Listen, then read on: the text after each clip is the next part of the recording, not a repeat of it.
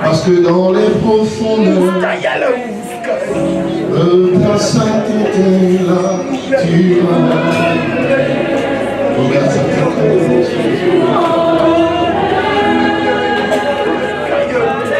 Dans les profondeurs de ta sainteté, tu m'emmènes. Regardez le beau chantier.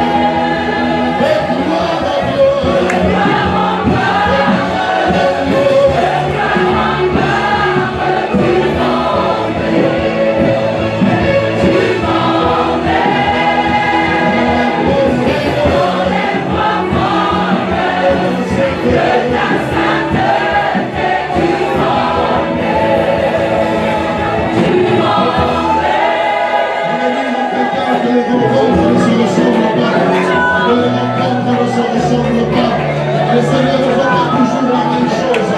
Vous savez, lorsque le Saint-Esprit présente un endroit, il y a une œuvre à achever. Il y a une œuvre à accomplir. Il y a une œuvre à faire. Il y a une œuvre à faire. Recevez de la bosse. Dans la profondeur. Le destin de terre.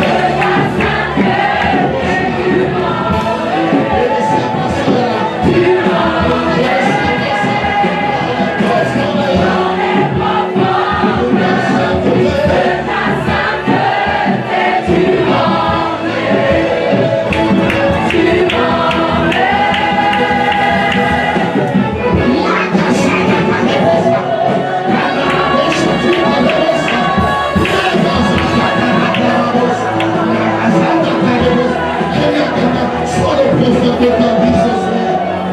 Sois le prophète de ta vie ce soir. Wow. Est-ce que tu ressens la présence de Dieu? Est-ce que tu sais seulement prier? Est-ce que tu sais seulement prier?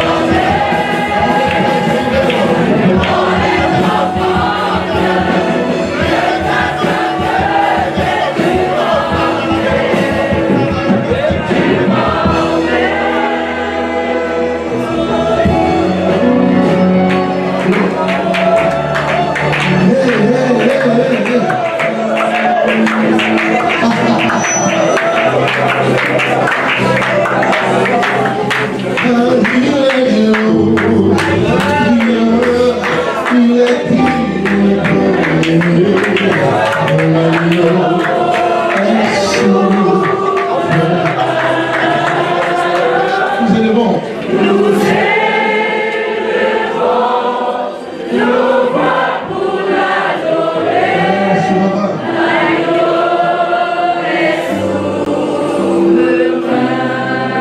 Lorsque j'ai préparé ces temps dans la prière, le Seigneur m'a dit quelque chose. Au-delà du chant, cette soirée est une soirée prophétique. Je ne sais pas ce que le Seigneur va accomplir dans la vie de quelqu'un. Je t'interdis de voir cela comme une soirée ordinaire. Pas juste parce que nous sommes à fête, mais à cause du calendrier de Dieu, à cause du programme de Dieu. J'interdis à quelqu'un de gaspiller du temps. J'interdis à quelqu'un, par contre, de rentabiliser et de capitaliser son temps dans la présence de Dieu. Le Seigneur me disait alors que je priais qu'il voudrait faire de cette soirée une soirée prophétique parce que la vie de plusieurs personnes vont basculer. Vous savez, c'est possible, c'est possible. Comme cet homme qui était infirme depuis plus de 30 ans, c'est possible qu'en un instant, en un court instant, un moment particulier, que tout bascule. C'est possible que la vie de quelqu'un bascule. Alors s'il te plaît, laisse le Seigneur pénétrer les appartements de ta vie, même les eaux, tu ne voulais pas qu'il entre. Quand il est glorieux, est-ce qu'on peut lire ensemble? Quand il est glorieux.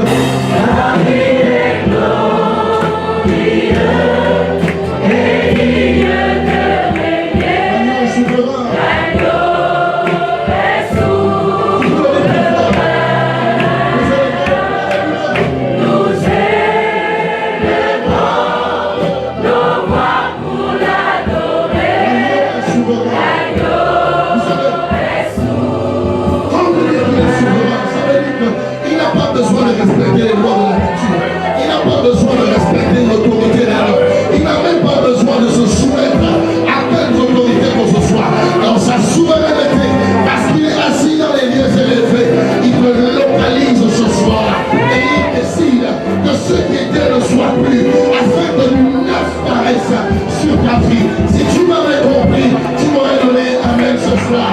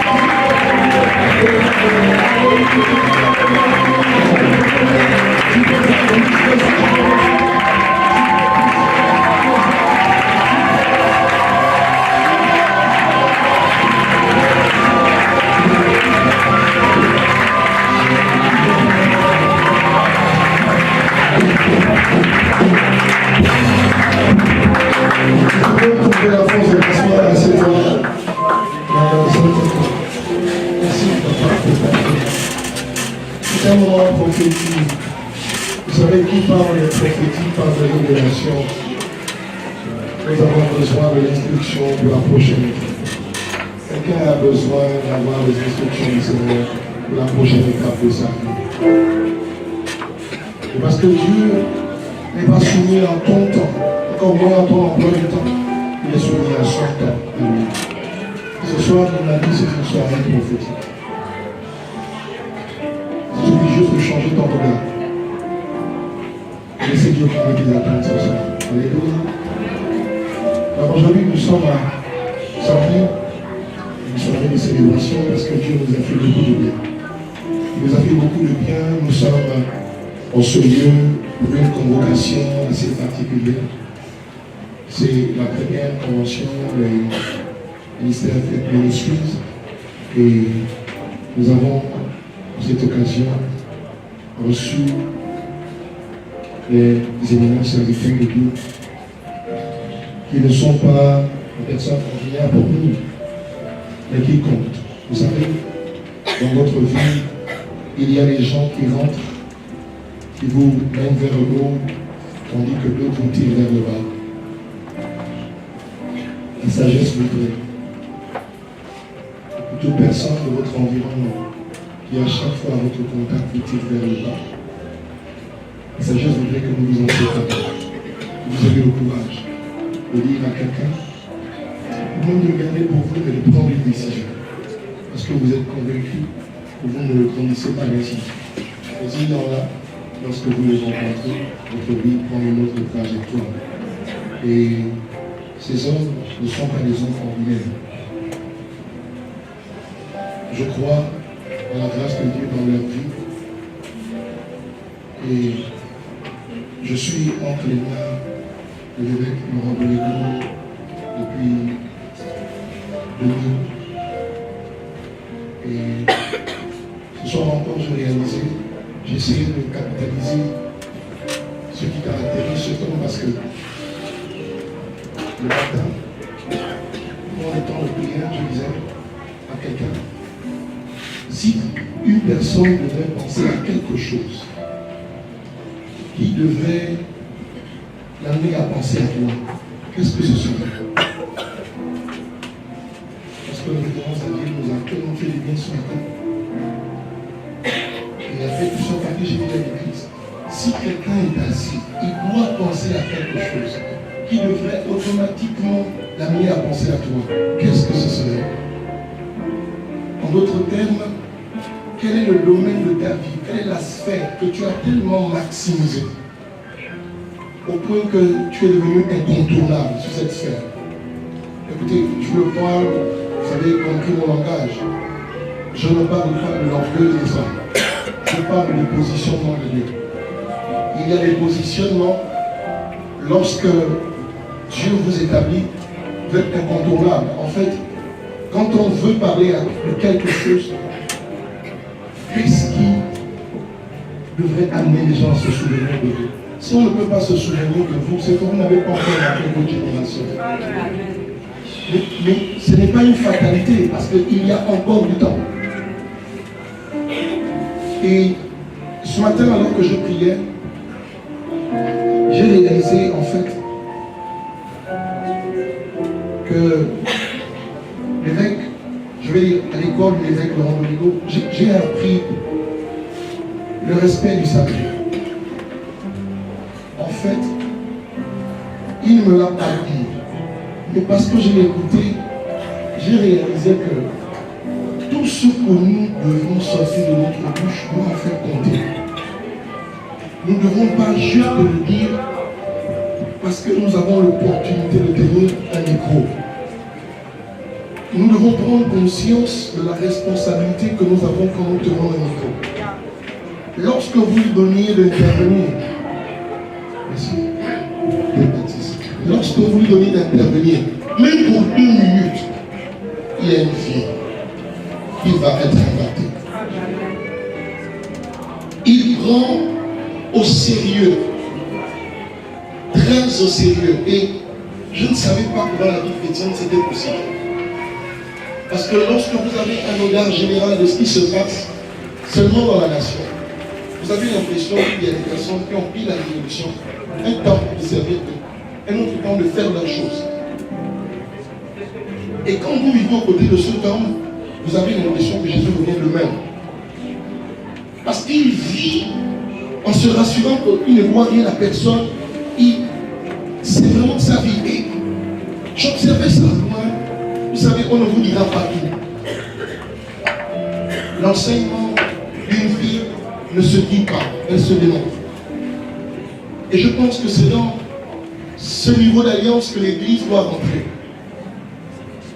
Parce que, comme on va dire, l'évêque, lorsqu'il prêche sur la parole prophétique, l'évangile a certainement déjà atteint les extrémités de la terre.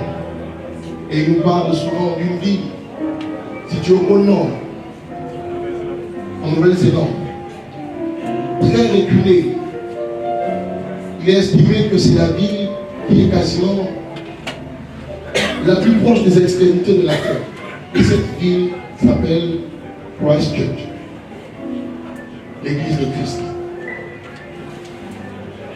Vous pouvez tester dans nos familles. 99% des membres de nos familles ont déjà entendu l'évangile. Même s'ils n'obéissent pas, ils ont entendu déjà l'évangile.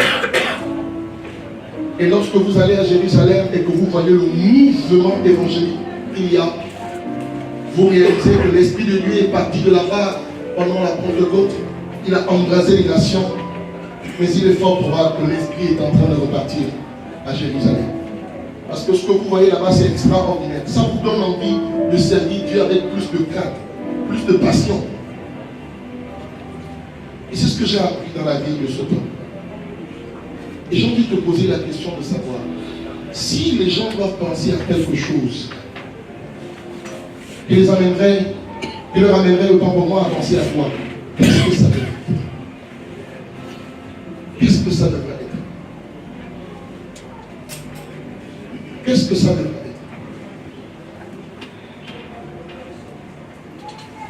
Et le deuxième orateur, c'est le révérend Xavier Ngoumba. Nous l'avons bien présenté, vous le connaissez, mais vous ne le connaissez pas comme je le connais. Loin de paroles flatteuses,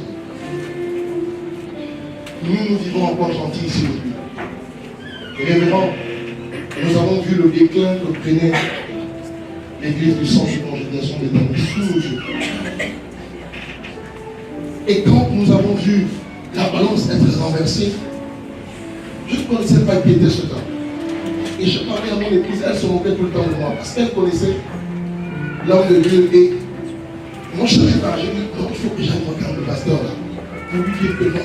Ah, le président de la pastorale s'en souvient. Il faut qu'on aille parler là, pour lui dire qu'on est content du travail qui se passe dans la vie. Vraiment, quand vous passez là, vers le transfo, vous voyez le travail. En combien de temps? J'ai dit, moi, il faut que je sois content. Et quand je suis descendu, je suis allé le voir. Et quand je me suis présenté, ah, c'est toi le mari de ma fille. J'avais dit, bon, mon épouse s'appelle Cynthia. Si elle est le bétail, j'ai dit, oui. Il dit, oui, je te connais. Elle m'a parlé de quoi? Mon ambassade est chez toi. J'ai dit, alors là, j'ai dit, en fait, moi je venais ici pour te dire merci pour le travail que tu fais. Les amis, il faut, excusez-moi, je pense que dans ces temps, comme a dit l'évêque, il faut qu'on soit un peu plus honnête avec nous-mêmes. Qu'on soit un peu plus honnête. Que l'on refuse de tisser des amitiés juste pour faire joli. Mais chacun doit être animé de désir, de vouloir grandir. De vouloir grandir. Je ne parle pas aussi bien que ces deux orateurs, mais je suis béni d'apprendre à leur côté. Allez au centre d'évangélisation britannique. Il n'y a pas besoin de vous prêcher. Vous allez voir l'ouvrage. Vous allez réaliser que cet homme a quelque chose. Et nous pouvons apprendre à ses côtés. Surtout ceux qui sont en repentis et qui ont vu l'état de l'Église. Je ne parle pas de la forme, non. Bon, peut-être que le pasteur a un autre regard. Mais nous savons ce que nous avons vu. Je ne parle pas du péché qui est entré dans l'église. Non. Nous avions l'impression qu'il n'y avait plus de vie. Et il y a une de mes filles qui restait non loin. Elle restait non loin. Elle m'a seulement dit, bon, ce qui se passe là-bas, c'est compliqué. Les voitures sont jusqu'à la route. Tous les jours, il y a du monde qui va à l'église. J'ai dit, ça c'est le réveil. Il y a quelque chose qui se passe là-bas. Ces deux onctions ne sont pas connectées à nous juste pour faire plaisir. Et c'est après, quand j'ai fait le compte rendu à mon épouse pour cet échange, elle dit, ah, j'aurais dû me demander seulement.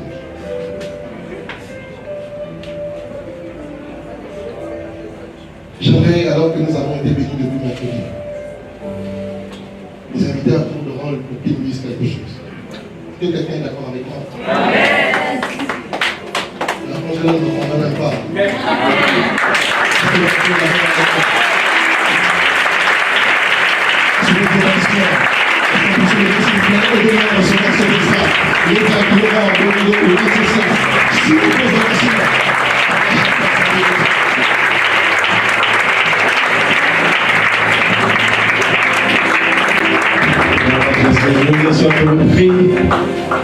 Vous savez tous les servants de Dieu qui sont là. Je ne vais pas tous les citer, mais je suis particulièrement heureux de voir mon frère et ami, le pasteur Alain. Quand je le vois, je me souviens de notre jeunesse, dans la foi. Quand on se rencontrait, on passait le temps à s'exhorter, à parler de la parole de Dieu. Et c'était une époque extraordinaire. Et je remercie aujourd'hui que nous sommes demeurés fidèles dans la foi et que nous servons le Seigneur à un autre niveau. Alléluia. Votre verset me surprend toujours. Je n'avais pas l'intention de me parler, de dire quoi que ce soit ce soir. J'ai demandé que nous intervenions quelques minutes. Je voudrais dire que lorsque je suis venu à cette convention, je n'avais pas de message particulier. J'ai essayé de travailler comme un bon pasteur sur le thème qu'on m'a donné pour essayer de me préparer. Et quand je suis arrivé, je ne pensais pas que j'interviendrais à la soirée de l'ouverture. Et le pasteur me dit à l'aéroport, voilà le programme, et donc il y aura une intervention de 20 minutes, 30 minutes avec le pasteur Xavier. Et très bien. À partir de cet instant, vous savez, dès lors que vous me dites, tu vas prêcher, vous me mettez en trouble. Je n'ai plus de paix. Parce qu'à partir de cet instant, tout mon système cogite pour savoir qu'est-ce que je vais dire au peuple de Dieu de la part de Dieu. Et je ne suis plus en paix. Je n'ai plus d'appétit quand vous me cassez la journée et la nuit. Et alors que j'étais dans cet état, que je commençais à penser à cette soirée, ils m'ont déposé à l'hôtel, déposé les bagages, on a prié ensemble, et quand ils sont partis, alors que je partais de la porte pour rejoindre le lit, j'ai entendu une parole. Le Seigneur a dit, j'ai entendu cette parole, j'ai dit, vous êtes des dieux, mais vous mourrez comme des hommes.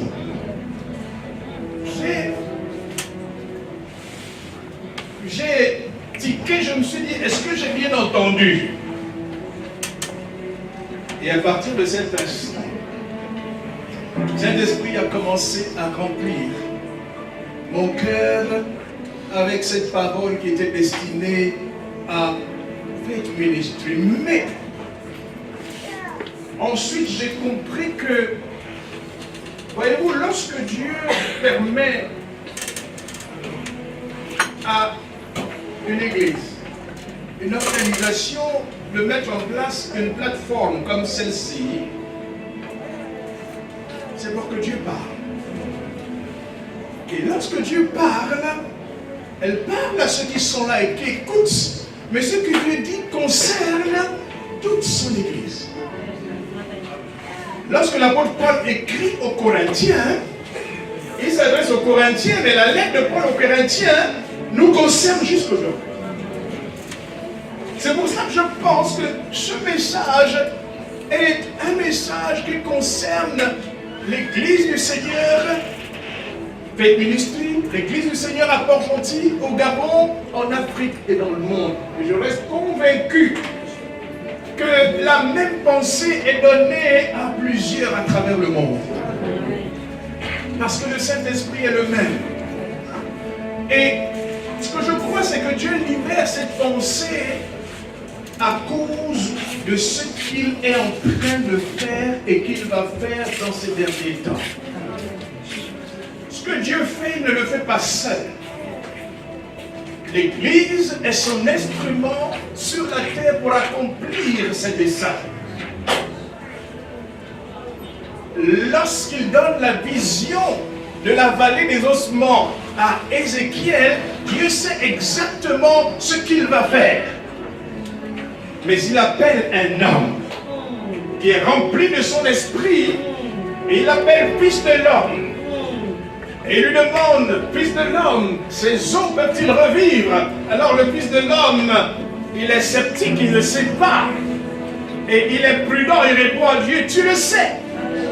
Alors Dieu sait qu'il n'a pas à ce moment-là suffisamment de vision pour comprendre ce que Dieu a dans son cœur. Et Dieu lui met seulement sa parole dans sa bouche. Il dit, voilà ce que tu vas dire. Et le prophète, obéissant, n'a pas inventé ce qu'il allait dire. Il a exactement libéré à la virgule près ce que Dieu a mis sur sa bouche. Et les ossements desséchés sont revenus à la vie. Aujourd'hui, ce Fils de l'homme, c'est l'Église de Christ. Aujourd'hui, nous sommes dans une saison où l'Église de Christ va être levée à une dimension dans laquelle elle n'a jamais été élevée. En tout cas, ceux-là qui vont se lever comme des héros, parce que Dieu dit, maintenant, c'est le temps des héros. Amen.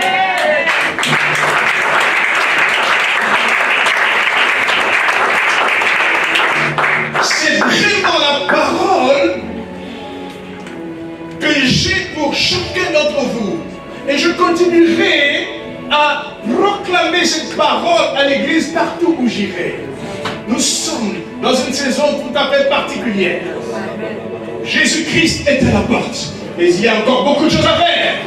Et il y a besoin de l'église qui est son bras armé sur la terre pour accomplir ses desseins. Yes. Voyez-vous, lorsque il suscite Gédéon au milieu d'Israël dans une période où Israël était totalement sous la domination des Madianites alors qu'il était le peuple de Dieu. Et que le peuple de Dieu peut être sous domination.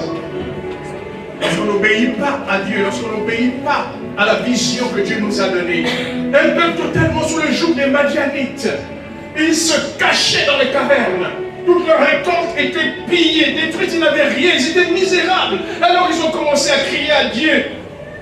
Vers qui Dieu vient? Dieu vient vers un homme qui dit lui-même qu'il est le plus petit de la plus petite famille, de la plus petite tribu d'Israël. Mais c'est vers lui que Dieu vient.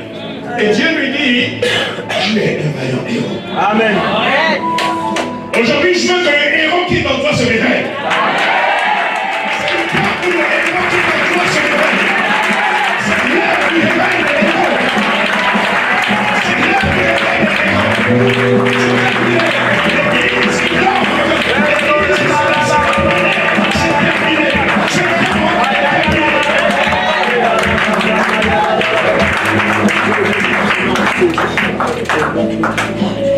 En fait, Gédéon n'a pas cru qu'il était vraiment un héros.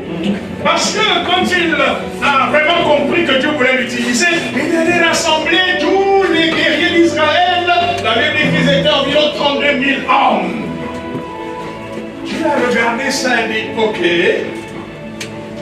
tu vas d'abord commencer à dire à tous ceux qui ont peur de rentrer chez eux. Frère, un héros n'a pas peur. Amen. Ensuite, c'est-à-dire, tous ceux-là qui viennent de se marier et qui n'ont pas encore joui de leur mariage, ils retournent chez eux. Quand Dieu regarde, 22 000 hommes ont disparu. Mais il reste encore 10 000 personnes. Dieu dit, je dis, ça c'est encore trop. Parce que je veux que la victoire que tu vas avoir, que cette gloire-là me revienne. Alors il dit, ok, je t'amène à la source. Frère, nous sommes dans un temps où Dieu nous amène à la source.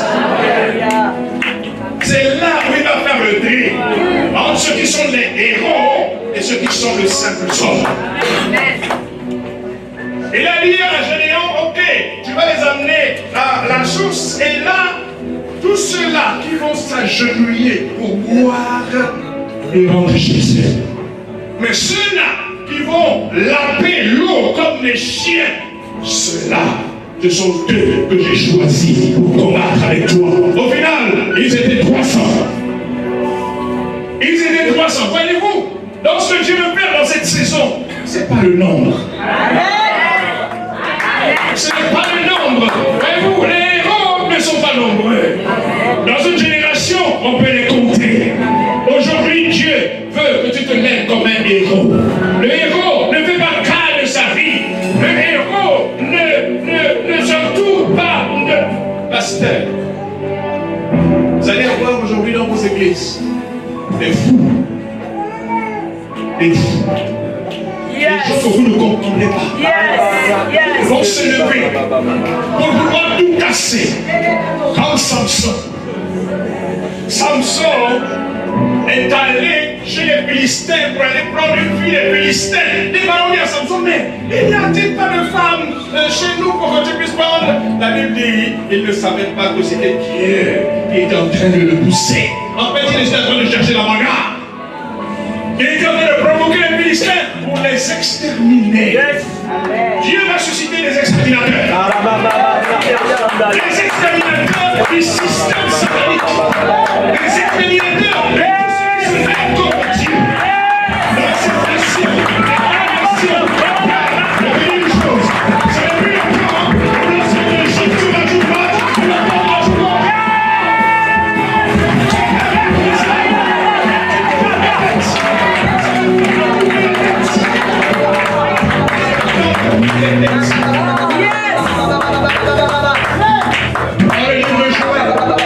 Qui annonce 7 ans.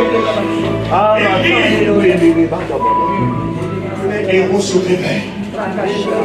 Il dit que les héros s'équipent, qu'ils prennent les armes. Qu'ils prennent les armes. Nous sommes dans le temps des héros. Que tu es un héros pour Dieu. Et que nous allons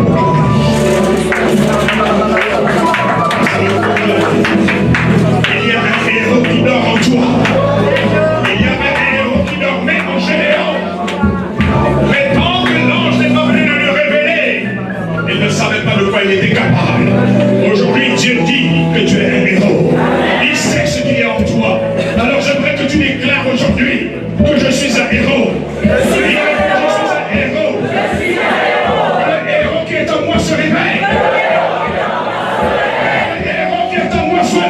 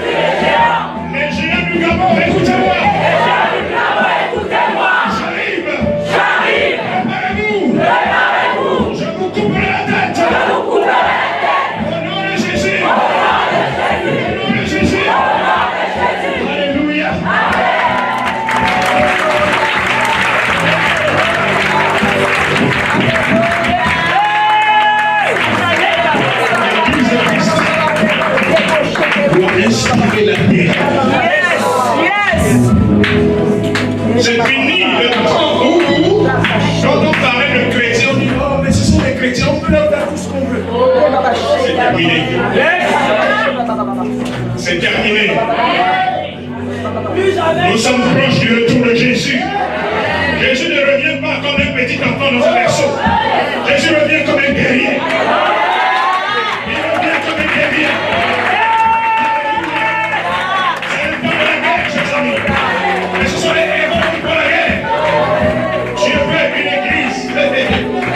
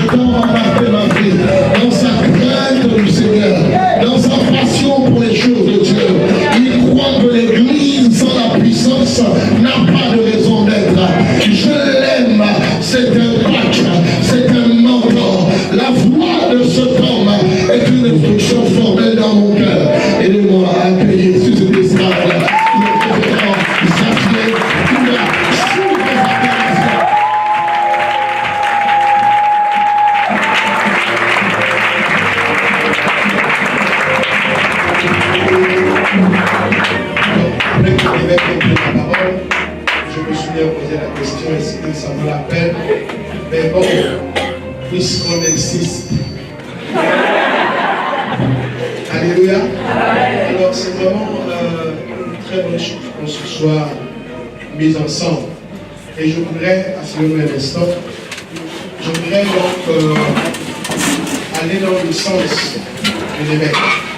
Dans le sens de l'évêque, parce que après la fin d'une telle convention, on se pose bien la question, qu'est-ce qu'il faut retenir? Vous savez, si j'ai été pour vous juste une théorie, alors vous pouvez oublier ça. Si je ne vous apporte pas la pratique, la Bible dit ne vous bornez pas seulement écouter, mais plutôt pratiquer. Mais souvent quand nos prédications sont trop théoriques, il n'y a pas une dimension pragmatique. Voyez, on vous laisse un peu comme à l'école, sans vous donner la possibilité d'appliquer ce qu'on vous a dit. Alors je ne serai pas vraiment, je ne m'inscrirai pas dans cette logique. C'est pourquoi la conclusion doit être pratique. Amen. Amen. Je voudrais donc dire encore une fois toute ma reconnaissance au révérend Gatien et son épouse qui chaque fois ont pensé que je pouvais apprendre quelque chose dans l'ouvrage. Je voudrais donc vous exhorter. Vous avez bien écouté l'évêque Lorego, et je pense que c'est lui. Dans 1 Roi chapitre 6, verset 7, la Bible dit: lorsqu'on construisit le temple, on se servit de pierres toutes taillées. Ça c'est en fait la partie A du verset 7. Et je voudrais donc ajouter la partie B de ce verset. On n'entendit ni marteau, ni hache, ni aucun instrument en fer dans le temple pendant qu'on le construisait. Alors ça relève d'un véritable mystère. Et dit, lorsqu'on construisait le temple, on s'est servi de pierres taillées.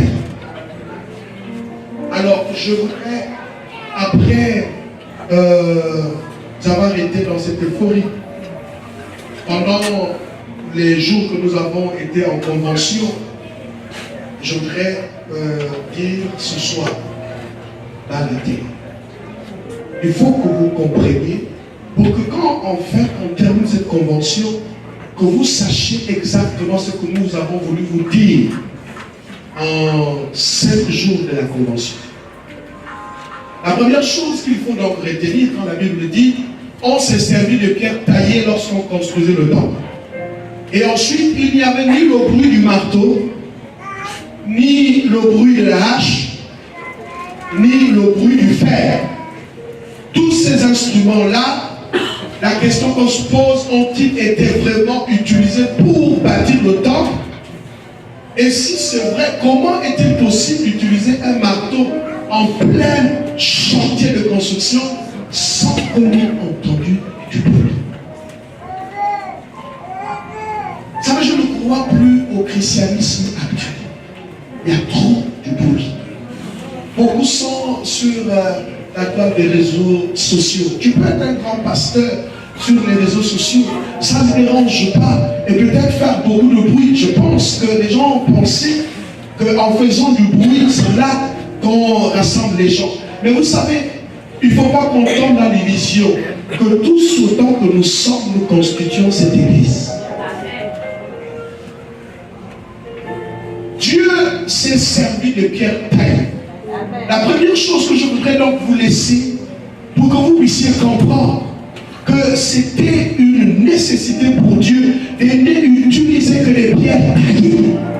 Ça veut dire que dans le chantier de Dieu, vous avez 2 endroits séparés. Il y a un endroit, c'est la carrière où les pierres sont taillées. Aujourd'hui, nous avons la théologie de la prospérité qui exclut de façon éloquente la souffrance dans la dimension prophétique de la construction d'une œuvre divine. Tout le monde, où on parle de la prospérité, on est bien à l'aise quand on parle de la prospérité. Mais je suis venu vous dire, entre Malachie et Matthieu, il y a eu 400 ans de silence prophétique. Dieu ne parlait pas. C'est un silence. Dieu aime le silence.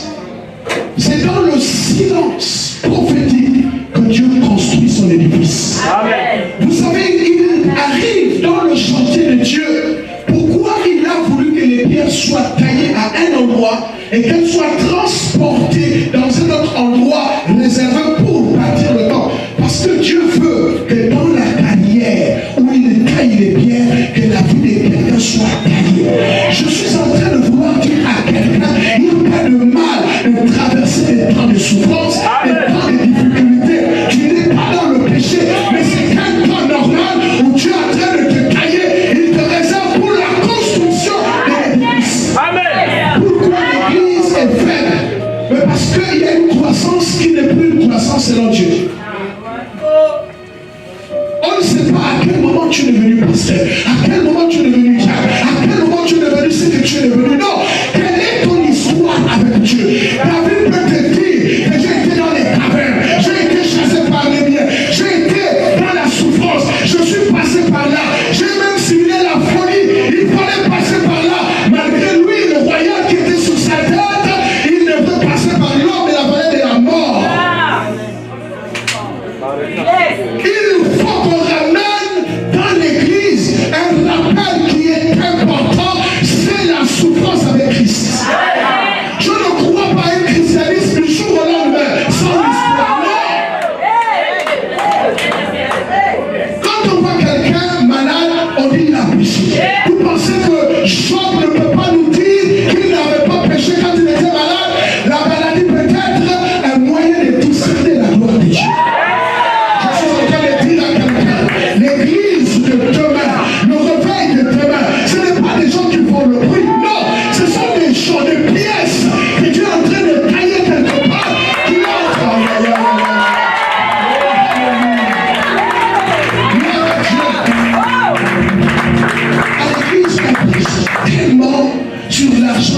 prospérité, toutes ces choses. Je veux vous dire, quand Dieu a dit à Joseph que tu deviendras une personnalité en Égypte, Dieu lui a caché une phase importante de sa vie. Il ne lui a pas dit que tu vas subir la jalousie de tes frères. Il ne lui a pas dit que tu seras vendu comme esclave. Il ne lui a pas dit que tu commettras des injustices. Mais ça, c'était dans le secret de Dieu. L'école devrait commencer par là avant d'arriver dans la gloire. L'église doit être forte. Ce ne sont pas des lions en carton, mais c'est des lions véritables qui ont une histoire avec Dieu, qui ont des fondations solides, qui ont un christianisme inébranlable. Alléluia.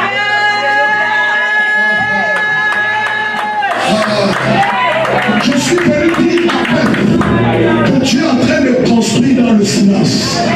Et je veux dire à mes chers collègues, il y a une armée qui est en train de se mettre en place. Il n'y a pas de but, nous ne sommes pas. Dieu a exclu dans la construction le but du fer, du marteau. Ce n'est plus la force, non. Maintenant, c'est l'action de l'esprit qui fait la différence. Il faut qu'on dise à l'église que la souffrance n'est pas exclue dans la vie du chrétien. Il faut qu'on ramène cette théologie à l'église. Il n'y a pas des grandes choses qui arrivent par hasard. Il y a toujours une histoire. Mais aujourd'hui, il y a tellement de bruit. L'église de Dieu ne se construit pas dans le bruit. L'église de Dieu, c'est dans le silence. Quand Dieu ne parle pas, ça ne veut pas dire qu'il ne fait pas. C'est une erreur de penser que quand Dieu ne parle pas, ça veut dire qu'il ne fait pas. Non.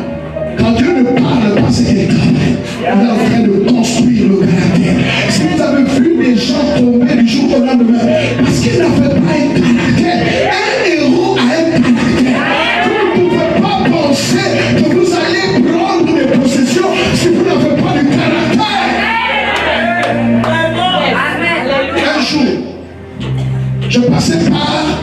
Vous savez, aujourd'hui, je peux vous dire mon histoire. Il y a des gens qui disent, je veux prêcher comme toi. J'ai dit, ok, mais il faut boire ma coupe. Pour que tu saches d'où je viens. Oh, je n'ai pas fait l'école mixte, pardon. J'ai connu toutes les souffrances qu'un jeune homme devrait connaître. J'ai souffert. Et si je prêche l'évangile, et si vous voyez la passion avec laquelle je prêche l'évangile, parce que je sais que j'ai dit à Dieu, tu ne peux plus me renvoyer là-bas.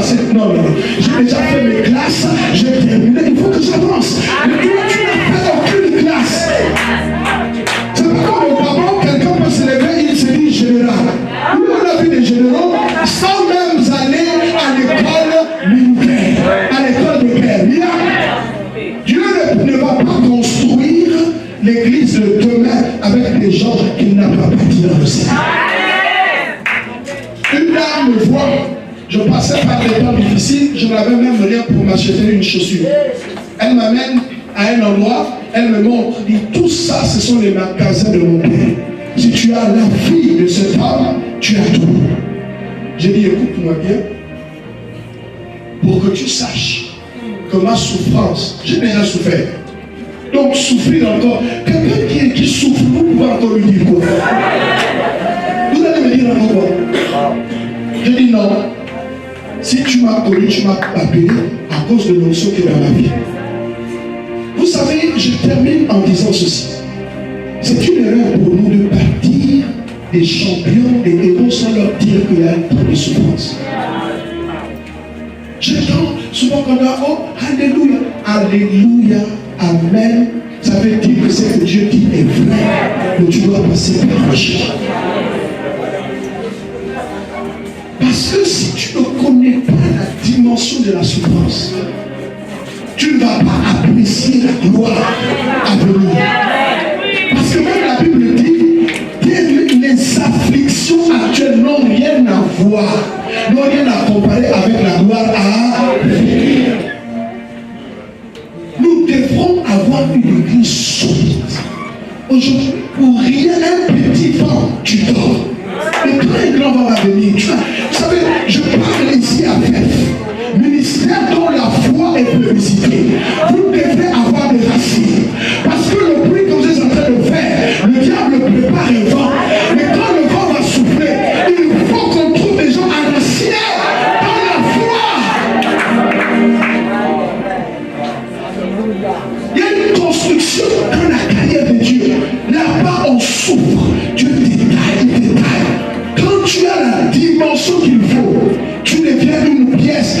savez, je prends à témoin le président qui achète des voitures.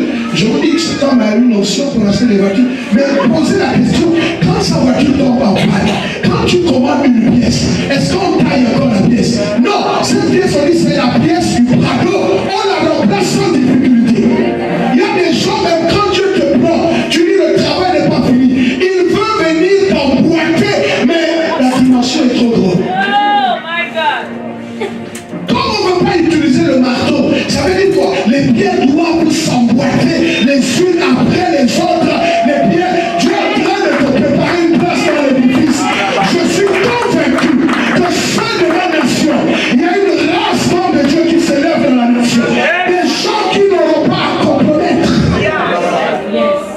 Le moindre péché, tu tombes.